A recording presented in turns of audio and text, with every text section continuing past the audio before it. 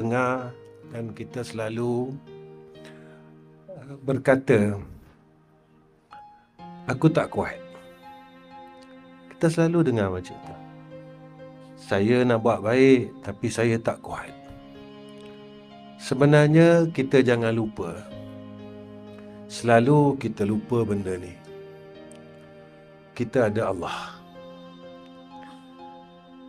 Tak ada siapa kuat dalam dunia ni. Cuma kita lupa yang kita ada Allah. Kita selalu kata, saya tahu, saya ada ilmu, saya nak buat baik.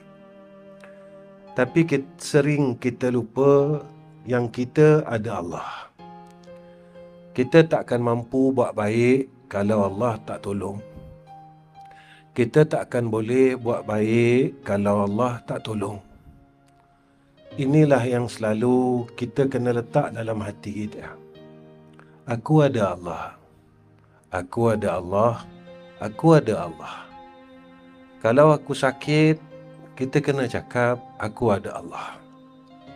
Kalau kita ada masalah, kita kena cakap dalam diri kita, aku ada Allah. Kalau kita nak tinggal benda jahat, kita tak kuat.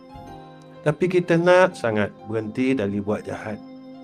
Tapi kita tak mampu. Mulut kita buat jahat, telinga kita buat jahat, tangan kita buat jahat, kaki kita berjalan pada tempat jahat. Kita tak mampu berhenti.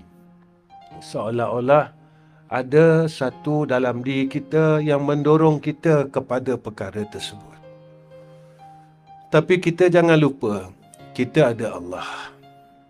Kita nak buat baik, nak baca Quran, selalu tak jadi. Nak pegang tasbih berzikir, selalu terkandas. Nak bangun malam, puas kita kunci jam, tapi kita tak boleh nak bangun. Selalu kita cakap dengan diri kita, aku ada Allah. Kenapa? Di situlah ada harapan. Harapan itulah doa. Harapan itu adalah satu permintaan. Ya Allah, boleh tak kau berikan aku kebaikan? Ya Allah, boleh tak engkau tolong aku kuat untuk berhenti dari kejahatan?